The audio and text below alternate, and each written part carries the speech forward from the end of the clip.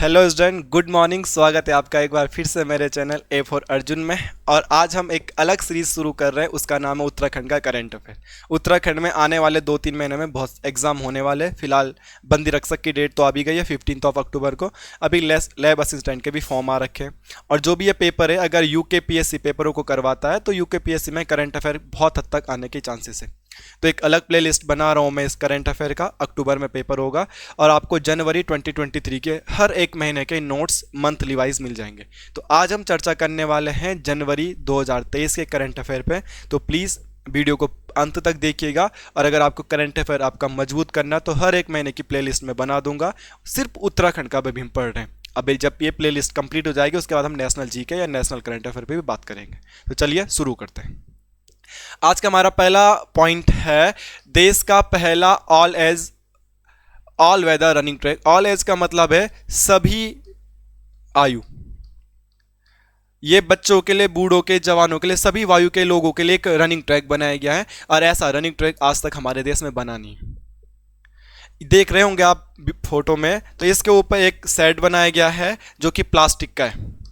तो ये वाला पॉइंट भी आपको एक नोट करके लिखना है कि किस से बना है। प्लास्टिक के वेस्ट मटेरियल से ये बना है। ये एक पॉइंट तो आपका यही हो गया। आपको ये पॉइंट याद करने हैं। प्लास्टिक के वेस्ट मटेरियल से ये बन रहा है, मटेरियल से ये बना है। तो ये पॉइंट आपको याद करना है। इसके अलावा ये बना है तो इसके पॉइंट याद करते हैं। कहाँ पर बना है? देहरादून में बना है। देहरादून में एक ग्राउंड का नाम है, उस ग्राउंड का नाम है महिंद्रा ग्राउंड। तो कौन से ग्राउंड में बन रहा है ये? महिंद्रा ग्राउंड। जिन्होंने गढ़वाल राइफल की भर्ती मारी होगी उनको पता होगा। और महिंद्रा ग्राउंड को किताबों में जसवंत सिंह ग्राउंड के नाम से भी जाना गया है। जसवंत सिंह ग्राउंड भी इसको कह सकते हैं। जसवंत सिंह ग्राउंड भी इसको कह सकते हैं। तो कहाँ पे बना है ये ट्रैक? देहरादून के गढ़ी कैंट में। कहाँ है ये? देहरादून में जगह। तो इस जगह का नाम है गढ़ी कैंट। बाकी देहरादून वाले बच्चे या उत्तराखंड वाले बच्चे इसको जानते ही है। इसके अलावा दूसरा पॉइंट, इस रनिंग ट्रैक का जो उद्घाटन किया था, द मोस्ट इंपॉर्टेंट क्वेश्चन, इसका उद्घाटन करने के लिए आपके रक्षा मंत्री श्री राजनाथ सिंह जी उत्तराखंड की यात्रा पर आए थे। और इसका उद्घाटन कब किया गया? 14 जनवरी को। और वैसे भी हम जनवरी महीने का करंट अफेयर पढ़ रहे हैं, तो 14 जनवरी 2023 को इसका उद्घाटन किया गया था। इसके अलावा राजनाथ सिंह जी ने इसी के निकट उत्तराखंड के पहले वार मेमोरियल का भी उद्घाटन किया। पहले वार मेमोरियल का उद्घाटन किया। अगर आपसे कहा जाएगा उत्तराखंड का पहला वॉर मेमोरियल, ये ऑल्सो इन देहरादून, और यहाँ पे एक पर्टिकुलर जगह का नाम है चड़ी बाग, जो कि गढ़ी कैंट के ही निकट है, बहुत दूर नहीं है, चड़ी बाग। तो ध्यान रखिएगा, राज्य का पहला ऑल वेदर रनिंग ट्रैक भी देहरादून में बना है। राजनाथ सिंह जी ने इसका उद्घाटन किया था। और देश के पहले वॉर मेमोरियल का भी उद्घाटन राजनाथ सिंह ने किया है। और इस ऑल वेदर रनिंग ट्रैक की एक खास विशेषता ये भी है कि प्लास्टिक के वेस्ट मटेरियल से बना है। जो हम कूड़ा कचरा करते हैं ना प्लास्टिक का, उसी प्लास्टिक को रिसाइकलिंग करके ये बनाया गया है। तो ये प्लीज़ ध्यान में रखिएगा, ये बहुत इंपॉर्टेंट होने वाला है हम लोगों के लिए एग्जाम की दृष्टि से। तो पहला क्वेश्चन हमारे कंप्लीट होता है। इसमें हमने कुछ एक्स्ट्रा फैक्ट पढ़े हैं। होपफुली आप उनको नोट भी कर रहे होंगे, समझ में भी आ रहा होगा। आगे बढ़ते हैं। दूसरा क्वेश्चन है, 1800 गांवों में शुरू होगी रेगुलर पुलिस व्यवस्था। अगर हमने उत्तराखंड में देखा होगा, उत्तराखंड क्या पूरे देश में एक केस बड़ा चर्चाओं में था, अंकिता भंडारी का केस। हम भी भगवान से भी दुआ करते हैं, उत्तराखंड सरकार से रिक्वेस्ट करते हैं कि इनको जल्दी से जल्दी इनके माताजी और पिताजी को न्याय मिले। वो न्याय के लिए दर दर भटक रहे और हम देखते हैं बहुत बुरा फील होता है। फिलहाल हम पेपरों में क्या क्वेश्चन बन सकता है वो देखेंगे। रेगुलर पुलिस व्यवस्था बोले तो जो पुलिस शहरों में चलती है, तो गांव में एक पुलिस की व्यवस्था थी। वो गांव वाली पुलिस को बोला जाता था राजस्व पुलिस। और राजस्व पुलिस को अगर मैं सरल भाषा में बोलूं तो राजस्व पुलिस इक्वल टू पटवारी जी। तो अंकिता भंडारी वाले केस में कुछ हद तक पटवारी जी पे भी बात आई थी कि इन्होंने केस दर्ज नहीं किया या मदद नहीं करी माताजी पिताजी की, समथिंग ऐसी बात सुनाई दे रही थी न्यूज आर्टिकल में। बाकी ऐसे मुद्दे पे ज़्यादा बोल भी नहीं सकते हैं। तो गांव में बहुत सारे गांव है, जैसे मैं अपने गांव का एग्जांपल दूं, मेरे गांव में भी थाना नहीं है, चौकी नहीं है, पुलिस नहीं है, तो हमारे गांव में भी लड़ाई झगड़े का कोई भी मुद्दा होगा तो हम पटवारी जी के पास जाते हैं। तो कितने गांवों से पटवारियों को हटाने की बात की है राजस्व पुलिस को? 1800 गांवों से राजस्व पुलिस हटेगी और वहां पे नॉर्मल जो शहरों में पुलिस फोर्स रहती है, कांस्टेबल, दरोगा, एसआई, इन सबको गांव में तैनात किया जाएगा। तो कितने गांवों से? 1800। यहां पे आपके पास क्वेश्चन आएगा मैक्सिमम गांव कहां के चेंज होंगे? तो मैक्सिमम गांव चेंज होंगे 595 गांव, और ये अकेला चेंज होंगे पिथौरागढ़ के। 1800 टोटल है, उनमें से 595 लगभग 600 गांव कहां के चेंज होंगे? पिथौरागढ़ के। और अगर आपसे बोलेगा मिनिमम गांव कहां के चेंज होंगे, तो सिर्फ 4 गांव चेंज होंगे देहरादून के, क्योंकि देहरादून ऑलरेडी पूरी जगह पुलिस फोर्स है, राजस्व पुलिस वहां कमी है। तो ये बात आप समझ सकते हैं। इसके अलावा आप एक्स्ट्रा फैक्ट लिख सकते हैं, अगर आपसे क्वेश्चन आएगा राजस्व पुलिस की व्यवस्था उत्तराखंड में कब हुई, तो राजस्व पुलिस की व्यवस्था उत्तराखंड में 1874 में हो गई थी, और लगभग 61% पर यह पुलिस व्यवस्था काम करती थी दैट टाइम। अभी तो राजस्व पुलिस को खत्म कर दिया तो कम परसेंटेज इनका कम हो गया होगा, बट क्वेश्चन आएगा राजस्व पुलिस व्यवस्था कब शुरू हुई? 1874। अगला पॉइंट एक्स्ट्रा फैक्ट में आप लिख सकते हो पटवारी, वैसे ये पॉइंट आप आगे भी पढ़ोगे।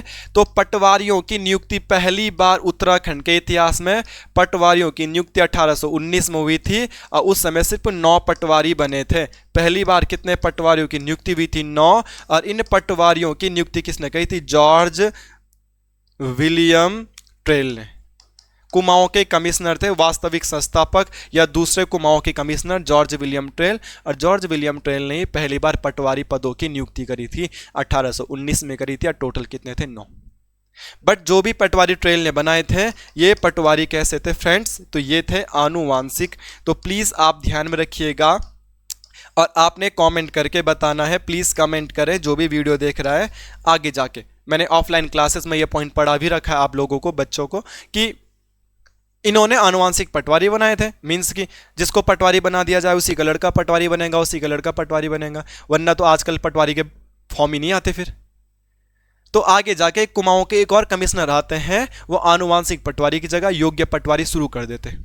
तो वो कौन सा कुमाऊं कमिश्नर है आपने कमेंट में बताना है, जिन्होंने आनुवांशिक पटवारी को बंद करके योग्य पटवारी शुरू करे थे। तो क्वेश्चन नंबर 2 क्लियर हुआ होगा। 1800 गांवों से रेगुलर पुलिस व्यवस्था शुरू होगी। मैक्सिमम कहां चेंज हो गए गांव? वो होंगे आपके पिथौरागढ़ में। मिनिमम देहरादून में। राजस्व पुलिस व्यवस्था 1874 में शुरू हुई, दैट टाइम 61% एरिया पे थे। पटवारी शुरू ट्रेल ने करे, कब करे, ये मैंने आपको पॉइंट बता दिया है। होपफुली आपको याद भी हो रहे होंगे, आप नोट भी कर रहे होंगे, आपकी समझ में भी आ रहा होगा। कोई कमी होती है, समझ में नहीं आता है, तो प्लीज कमेंट करके आप जरूर बताइएगा, पर एक्स्ट्रा फैक्ट आप जरूर लिखें। नेक्स्ट, देश की पहली tunnel parking, the very very important question. हमारे देश में टनल पार्किंग शुरू हो रही है, ये देख रहे होंगे आप, ये बहुत बड़ी सुरंग बनाई गई है, बहुत बड़ी सुरंग बनाई गई है, और इस सुरंग के किनारे किनारे आप देख रहे होंगे गाड़ियां खड़ी की हैं। अगर आप उत्तराखंड में घूमने के शौकीन है, पर्सनली मैं पूरा उत्तराखंड घूम भी चुका हूँ और घूमने का बहुत ज़्यादा शौक है, तो जब भी हम ट्रैकिंग पे जाते हैं, हिल स्टेशन पे जाते हैं, तो हिल स्टेशन में एक सबसे बड़ी प्रॉब्लम ये होती है पार्किंग की। गाड़ी को खड़ी करने की जगह वहाँ पे है नहीं। आप फोटो वीडियोस देखते होंगे पीक पॉइंट पे जब टूरिस्ट घूमता है, तो उत्तराखंड में यह समस्या देखने के लिए मिलती है। तो उत्तराखंड गवर्नमेंट कर रही है कि पहाड़ पे सुरंग बना के ही, टनल बना के ही पार्किंग की सुविधा को अवेलेबल कर दे। अभी तक ऐसा देश में हुआ नहीं है, तो देश की पहली टनल पार्किंग शुरू होगी और वो होगी उत्तराखंड में। ये प्लीज आप बात ध्यान में रखिएगा, देश की पहली जो टनल पार्किंग होगी वो होगी उत्तराखंड में। और जो देश की पहली टनल पार्किंग बन रही है, ये बन रही है आपकी मसूरी में। अगर आपके पास क्वेश्चन आएगा तो कहाँ पे बन रही है? मसूरी में। अब मसूरी में कहाँ पे बन रही है? कैंपटी फॉल में। क्वेश्चन आता भी है कैंपटी फॉल का है, मसूरी में है। और अगर ये कैंपटी फॉल मसूरी में, तो जिला बोलेगा कौन से डिस्ट्रिक्ट में है, तो ये है टिहरी डिस्ट्रिक्ट में। ये वाला एरिया टिहरी डिस्ट्रिक्ट में आता है, क्योंकि यहाँ पे बहुत ज़्यादा टूरिस्ट आता है। आप में से सब लोग जा रखे होंगे कैंपटी फॉल, तो आप उसके ऊपर देखते हो कितनी भीड़ रहती है, जगह ही नहीं मिलती, 4 व्हीलर के लिए तो खासकर वहाँ जगह ही नहीं है। तो पहला बार टनल पार्किंग बनेगी उत्तराखंड में। उत्तराखंड के कहाँ? मसूरी में। मसूरी के कहाँ? कैंपटी फॉल में। और कैंपटी फॉल कहाँ है? टिहरी में। इसके अलावा ध्यान रखना, अगला पॉइंट, उत्तराखंड में कुल कितने टनल पार्किंग बनेंगे टोटल? तो टोटल कितने टनल पार्किंग बनेंगे? वो बनेंगे 12। अभी तो एक भी नहीं बना है, अब पहला बन रहा है अभी मसूरी के कैंपटी फॉल में, देखते हैं सक्सेसफुल होता है या नहीं। अगर ये सक्सेसफुल रहा तो टोटल 12 जगह चिन्हित किए गए हैं और 12 जगह पे हमारी टनल पार्किंग बनेगी। तो देश का पहला राज्य जो टनल पार्किंग बना रहा है वो है उत्तराखंड, और उत्तराखंड का भी कौन सी जगह पे टनल पार्किंग बन रही है? मसूरी के कैंपटी फॉल में। टनल पार्किंग का इमेज आप देख लीजिएगा कैसा बनेगा। उत्तराखंड में टोटल कितने टनल पार्किंग बनेंगे? 12, और पहली बन रही है यहाँ पे, ये वाली पॉइंट आप ध्यान में रखिएगा। इसके अलावा कुछ एक्स्ट्रा फैक्ट, अगर हम मसूरी को देखें तो मसूरी को बोला जाता है यमुनोत्री गंगोत्री का प्रवेश द्वार। मसूरी को बोला जाता है देहरादून का ताज, क्योंकि देहरादून के सर पे है, और ताज भी हम सर पे रखते हैं, देहरादून नीचे मसूरी ऊपर है। मसूरी को बोला जाता है भारत का एडिनबरा, ये मसूरी के नाम है, अन्य नाम है। भारत का एडिनबरा भी किसे कहा जाता है? मसूरी को कहा जाता है। इसके अलावा इसको क्या कहा जाता है? पर्वतों की रानी, पर्वतों की क्वीन ऑफ हिल्स किसे कहा जाता है? मसूरी को कहा जाता है। ये सारी बातें हम लोगों को पता होना चाहिए कि क्या है क्या नहीं है। इसके अलावा मसूरी के बारे में आपको और फैक्ट लिखने हैं, तो मसूरी के बारे में 1842 की डेट आप एक्स्ट्रा में याद रख सकते हैं। 1842 में उत्तराखंड का पहला न्यूज़पेपर, उत्तराखंड का पहला न्यूज़पेपर समाचार पत्र, उस समाचार पत्र का नाम क्या था? The hills. वो भी मसूरी से ही निकला था, जॉन मैकिनन ने निकाला था। और 1842 में ही उत्तराखंड की पहली नगर पालिका, अगर क्वेश्चन आएगा उत्तराखंड की पहली नगर पालिका कौन है, तो उत्तराखंड की पहली नगर पालिका भी मसूरी नगर पालिका है। उत्तराखंड का पहला न्यूज़पेपर द हिल्स, और ये कहाँ से निकलता था? ये भी मसूरी से निकलता था। ये भी 1842 में निकला, नगर पालिका भी 1842 में बनी। और पहला न्यूज़पेपर जो बनाया था या निकाला था उसके संस्थापक मैकिनन, जॉन मैकी। तो मसूरी में पहले टनल पार्किंग बनेगी, उसके बारे में आपने कुछ फैक्ट, एक्स्ट्रा फैक्ट लिखे हैं। अब मसूरी के बारे में बहुत सारे एक्स्ट्रा फैक्ट है, बट मैं उन्हीं एक्स्ट्रा फैक्ट को लिखाऊंगा तो करंट अफेयर की क्लास में आगे नहीं बढ़ पाऊंगा, इसलिए मुझे आगे बढ़ना पड़ेगा। आगे चलते हैं। देश के टॉप 3 पुलिस स्टेशन में चंपावत का बन बसा। आप देख रहे होंगे यह है होम मिनिस्टर हमारे अमित शाह जी, और अमित शाह चंपावत के SHO जी को एक ट्रॉफी भी दे रहे हैं, क्योंकि पूरे भारत में 16,000 पुलिस स्टेशनों का हर साल होता है सर्वे, और उसमें से टॉप 3 रैंक आई है चंपावत जिले के बनबसा पुलिस थाने के। आप बोर्ड पे देख पा रहे होंगे चंपावत जिले के बनबसा पुलिस थाने के, ये रहे उनके SHO, इनको शायद से अवार्ड मिल के आया था, यही है, ध्यान रखिएगा। अब पहला पुलिस थाना उड़ीसा का था, चस्का या चुस्का करके कुछ नाम तो उसका याद तो नहीं आ रहा, बट पहला पुलिस थाना उड़ीसा का था। और उत्तराखंड का 30 रैंक आई, और कौन से थाने की आई? चंपावत की थाने की आई। टोटल 16,000 पुलिस स्टेशनों में बात की गई थी, और वही ध्यान में रख दीजिएगा क्या है क्या नहीं। इसके अलावा चंपावत को अगर हम डिटेल में पढ़ना चाहें तो चंपावत के बारे में आप क्या पढ़ सकते हो? चंपावत के बारे में आपको सबसे पहले करंट अफेयर में ही पढ़ना पड़ेगा। आपके अपने युवा मुख्यमंत्री पुष्कर सिंह धामी कहाँ के विधायक हैं? तो अगर मैं पुष्कर सिंह धामी जी के बारे में बात करूं, पुष्कर सिंह धामी जी के बारे में बात करूं तो पुष्कर सिंह धामी जी चुनाव हार गए थे, और पहली बार ये चुनाव लड़े थे खटीमा से। यह पेपरों में क्वेश्चन आएगा, यही उनका गढ़ था खटीमा। खटीमा से इनको चुनाव हराया था भुवन कापड़ी जी ने। भुवन कापड़ी कांग्रेस के नेता है, और अभी ये नेता उप प्रतिपक्ष है, नेता प्रतिपक्ष नहीं उप। तो भुवन कापड़ी जी ने धामी जी को हरा दिया, धामी जी को CM बनना था तो विधायक तो रहना था, तो फिर ये दोबारा उपचुनाव करे, और ये चुनाव लड़ने के लिए गए थे चंपावत। और चंपावत का जो ऑलरेडी विधायक था उनका नाम था कैलाश गहतोड़ी। चंपावत के विधायक का नाम क्या था? कैलाश गहतोड़ी। कैलाश गहतोड़ी ने अपनी विधायक की सीट छोड़ दी कि मैं तो इस्तीफा दे रहा हूं, रितु खंडूड़ी जी को, विधानसभा अध्यक्ष जी को इस्तीफा दे दिया, और फिर यहां पे उपचुनाव हुए। और जब यहाँ पे उपचुनाव हुए तो उपचुनाव में पुष्कर सिंह धामी के खिलाफ कांग्रेस की कौन लड़ी चुनाव, तो कांग्रेस से चुनाव लड़े पुष्कर सिंह धामी के खिलाफ, उनका नाम है निर्मला गहतोड़ी, निर्मला गहतोड़ी जी। और निर्मला गहतोड़ी जी को पुष्कर सिंह धामी जी ने हरा दिया था और देन पुष्कर सिंह धामी वहाँ से विधायक बने और फिर उत्तराखंड के सीएम बने। ये बात आप ध्यान में रखिएगा। बहुत बुरी कंडीशन है हमारे यहाँ, जो मुख्यमंत्री बन रहे थे वो चुनाव ही हार गए, मुख्यमंत्री को दोबारा जबरदस्ती चुनाव जिताया गया। कैलाश गहतोड़ी जी ने अपनी सीट छोड़ दी थी, पहली बार तो विधायक बने, सीट छोड़ दी मुख्यमंत्री के लिए। क्यों? वर्तमान में कैलाश गहतोड़ी उत्तराखंड वन निगम के अध्यक्ष हैं। अब भाई विधायक की सीट छोड़ी है मुख्यमंत्री के लिए, तो खाली तो नहीं बैठोगे बेरोजगार, तो कहीं ना कहीं तो आपको भी सेट कर देंगे। तो ये कैलाश गहतोड़ी अगर आपको याद करना होगा तो उत्तराखंड वन निगम के अध्यक्ष है, उत्तराखंड वन निगम के अध्यक्ष है ये कैलाश गहतोड़ी जी। ये कैलाश गहतोड़ी जी कौन है? जिन्होंने पुष्कर सिंह धामी के लिए अपनी विधायक की सीट ही छोड़ दी थी। तो मुख्यमंत्री जी को उनके बदले कुछ तो देना पड़ेगा ना उनको, तो दे दिया। इसके अलावा चंपावत के बारे में और क्या फैक्ट पढ़ सकते हो? चंपावत सबसे छोटा जिला है और सबसे छोटा जिला है क्षेत्रफल की दृष्टि से। इसका क्षेत्रफल कितना है भाई? तो इसका क्षेत्रफल आपके पास होगा, इसका क्षेत्रफल आपके पास होगा 1766 किलोमीटर स्क्वायर। ये चंपावत के बारे में कुछ बेसिक सी बातें थी जो आपको याद रखनी थी। बाकी 1997 में चंपावत बना है और 1997 में कौन सी डेट को बना है? 15 सितंबर को बना है। तो चंपावत के बारे में कुछ बातें ये देखने के लिए मिलती हैं, बाकी पॉइंट आप याद में रखिएगा। एक्स्ट्रा फैक्ट जरूर आप नोट करिएगा। एक्स्ट्रा फैक्ट बहुत सारे हैं, मैं उनको ही लिखाऊंगा तो करंट अफेयर आगे नहीं बढ़ पाएगा। राहुल सांकृत्यायन पर्यटन पुरस्कार, ये ध्यान में रखिएगा, और ये मिला है अरुण कुकसाल जी को। अरुण कुकसाल जी को ये अवार्ड मिला है, अरुण कुकसाल जी को राहुल सांकृत्यायन पर्यटन पुरस्कार मिला है। और किस बुक के लिए मिला है? तो उनकी बुक का नाम मैंने ये लिख रखा आपके सामने, चले सात पहाड़।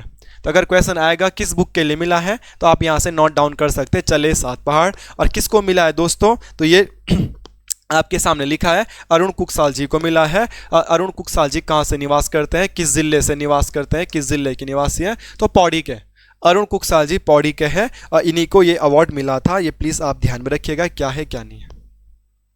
आगे बढ़ते हैं नेक्स्ट क्वेश्चन की ओर, क्या है क्या नहीं है। Digital India award 2022, digital India award 2022 जो मिला है ये रुद्रप्रयाग डिस्ट्रिक्ट को मिला है। प्लीज़ ये आप ध्यान में रखिएगा। यहाँ पे देख पा रहे होंगे रुद्रप्रयाग के डीएम हैं ये अवार्ड ले रहे हैं। ये हमारे देश की महामहिम राष्ट्रपति द्रौपदी मुर्मू जी उनको अवार्ड दे रही है। और उनको कौन सा अवार्ड मिला था? Digital India award. और इसमें कौन सा अवार्ड मिल गया था इनको? तो इसमें मिला था सिल्वर अवार्ड, सिल्वर अवार्ड। ये आप प्लीज ध्यान में रखिएगा। अगला पॉइंट क्या याद रख सकते हैं? सिल्वर अवार्ड क्यों मिला था? केदारनाथ की जब यात्रा होती है तो रुद्रप्रयाग डिस्ट्रिक्ट में बहुत सारे टूरिस्टर जाते हैं, श्रद्धालु जाते हैं। और जब ये जाते हैं तो अपने साथ कूड़ा कचरा तो लेके ही जाते हैं, प्लास्टिक की बोतलें लेके जाते हैं। तो डीएम जी ने वहाँ पे क्या व्यवस्था करी थी इस बार यात्रा के दौरान कि पानी की बोतलों पे QR कोड लगाए थे। अब भाई पानी की बोतलों पे QR कोड लगाए थे, लाइक पानी की बोतल आती 20 रुपए की, तो जब हम पानी खरीदने जाते थे दुकान में तो हमसे लिए जा रहे थे 30 रुपए। किस पे? तो QR कोड लगाया 30 रुपए दो, 10 रुपए एक्स्ट्रा लिए जा रहे थे। और उसके बाद जब हम पानी पी के तो बोतलों को फेंक देते हैं, तो हमने 10 रुपए एक्स्ट्रा दिए थे तो हम बोतलों को फेंक नहीं रहे थे, हम क्या कर रहे थे उस पर QR कोड लगाया था और फिर खाली बोतलों को वापस दुकानों में जमा कर रहे थे, तो हमको 10 रुपए वापस मिल जा रहे थे जो हमने एक्स्ट्रा दिए थे। बहुत अच्छी पहल है ना? ऐसी हर चीज़ पे लगना चाहिए। अगर हम छोटे बच्चे कुरकुरे वगैरह ओएस वगैरह कुछ भी खाते हैं तो इस चीज़ पे भी लगना चाहिए कि QR कोड की सिस्टम कर दो। हम खा पी के नीचे फेंक देते हैं, तो ये मत करो कि अगर हमने खा पी के 10 पन्नियाँ जमा कर दिए, वापस 10 पन्नी लेके दुकान में जाएंगे तो हमें एक कुरकुरा फिर से वापस फ्री में मिल जाएगा। ऐसा कुछ पॉलिसी होनी चाहिए। तो इसी पॉलिसी की वजह से रुद्रप्रयाग जिले को सिल्वर मेडल मिला था। तो प्लीज़ आप ध्यान में रखिएगा उन्होंने क्या किया था क्या नहीं किया था। तो ये सिस्टम रुद्रप्रयाग जिले में शुरू हुआ था और रुद्रप्रयाग जिले को सिल्वर अवार्ड मिला था, द्रौपदी मुर्मू जी दे रही है। इस बातें को आप ध्यान में रखिएगा। क्या क्या था वो मैंने आपको बता भी दिया है। इसके अलावा रुद्रप्रयाग में 2 नदियों का संगम है, कौन कौन सी? मंदाकिनी प्लस अलकनंदा का संगम है यहाँ पे। और ये क्वेश्चन अभी रिसेंट में कनिसैक के पेपर में पूछा भी गया है। अगर मैं तुम्हें ये क्वेश्चन समझाने की कोशिश करूंगा तो ये एक नदी है और इस नदी का नाम है अलकनंदा, जो कि उत्तराखंड की सबसे बड़ी नदी है। और ये सबसे बड़ी नदी निकलती आपकी छी सागर से। ये छी सागर कहाँ है आपका? तो छी सागर है आपका चमोली में। और कौन से ग्लेशियर से निकलती है? तो ये निकलती है सतोपंत ग्लेशियर से। कौन सी नदी? अलकनंदा नदी। और इस अलकनंदा नदी में रास्ते रास्ते में मिलते हैं नदियाँ। सबसे पहले इसमें मिलती है एक नदी जिस नदी का नाम है धौली गंगा। और ये धौली गंगा नदी अलकनंदा में जब मिलती है तो एक संगम होता है। इस नाम का नाम है विष्णु प्रयाग और पंच प्रयागों में पहला प्रयाग। दूसरी नदी इसमें मिलती है नंदा घूटी से आने वाली नदी, जिस नदी का नाम है नंदाकिनी। और ये नंदाकिनी और अलकनंदा का संगम होता है नंद प्रयाग में। इसके अलावा इसमें एक और नदी आती है, इस नदी का नाम है पिंडर। और पिंडर और अलकनंदा का संगम जो होता है वो होता है कर्ण प्रयाग में। और उसके बाद यहाँ पे एक और आता है, उस प्रयाग का नाम है रुद्र प्रयाग। और इस रुद्र प्रयाग में एक नदी आती है जिस नदी का नाम है मंदाकिनी। और मंदाकिनी और अलकनंदा का संगम होता है यहाँ पे। ये मंदाकिनी नदी निकल के आती है हमारी हिंदू धर्म का जो एक मंदिर है केदारनाथ मंदिर के बगल में एक झील है, जिस झील का नाम है चोराबाड़ी झील। इसी चौराबाड़ी झील में गांधी जी की हड्डियों को प्रवाहित किया गया था, इसीलिए इसको गांधी सरोवर भी कहते हैं। ये सारे एक्स्ट्रा फैक्ट आप याद कर लीजिएगा। बहुत सारे एक्स्ट्रा फैक्ट तो मैं इसलिए नहीं लिखा रहा हूँ कि क्लास लंबी हो जाएगी, तो प्लीज़ समझिएगा। और अभी ये कनिसैक के पेपर में आ रखा था कि अलकनंदा की कौन सी सहायक नदी है जो राइट साइड से उसमें मिलती है। देखो नदी ऐसे बह रही है तो ये भी लेफ्ट साइड से आई, ये भी लेफ्ट साइड से आई, ये भी लेफ्ट साइड से आई। नदी इस फ्लो में बह रही है तो राइट साइड से एक ही नदी आ रही है और उस नदी का नाम यहाँ पे लिखा है मंदाकिनी। और ये क्वेश्चन एग्जाम में आ चुका था कनिसैक के पेपर में और अच्छे खासे बच्चे ने गलत किया था। होपफुली आपके समझ में आए होंगे एक्स्ट्रा फैक्ट, आप इन्हें नोट भी कर रहे होंगे, तो प्लीज़ पढ़िएगा, नोट करिएगा। ग्रामीण उत्तराखंड उद्यमिता। ग्रामीण उत्तराखंड उद्यमिता का ये क्या पॉइंट है, इसको थोड़ा समझने की कोशिश करते हैं। इसके आगे लिखा है गुल्लक। तो rural business incubator, rural business incubator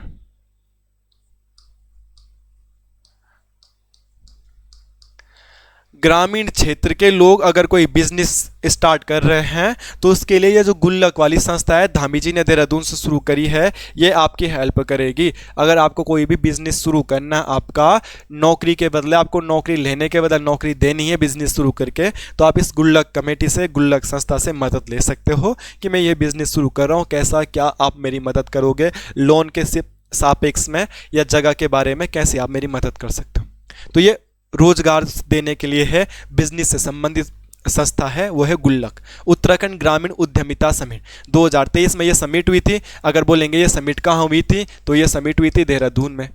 ये पुष्कर सिंह धामी जी इसका उद्घाटन भी कर रहे हैं। इसका लोगो क्या है, तो यहाँ पे लिखा है ए friend in need, A friend in need. तो आपकी मदद की जाएगी जब आपको मदद की ज़रूरत होगी, तो ध्यान रखिएगा ए फ्रेंड इन नीड यहाँ पे इसका टैगलाइन भी है। तो आपकी मदद की जाएगी बिजनेस वगैरह करने में, और बिजनेस वगैरह करने में आपकी मदद की जाएगी। तो ये उत्तराखंड के 13 जिलों में 13 इनके ऑफिस बनेंगे, बट अभी बने नहीं हैं। तो अभी 2 जिलों में बन गए हैं, तो 2 जिलों में इनके ऑफिस बने हैं। पहला जिला आपका पौड़ी। अगर आपसे बोला गुल्लक का ऑफिस पौड़ी में कहाँ बना है, तो पौड़ी में बना है हमारे कोटद्वार में। कोटद्वार की जो जनता है तड़ियाल चौक में जहाँ पे हमारा कोर्ट है, कोर्ट से थोड़ा आप आगे आओगे तो वहाँ पे आपको ये गुल्लक का ऑफिस मिल जाएगा, राइट हैंड साइड में आपको दिखेगा।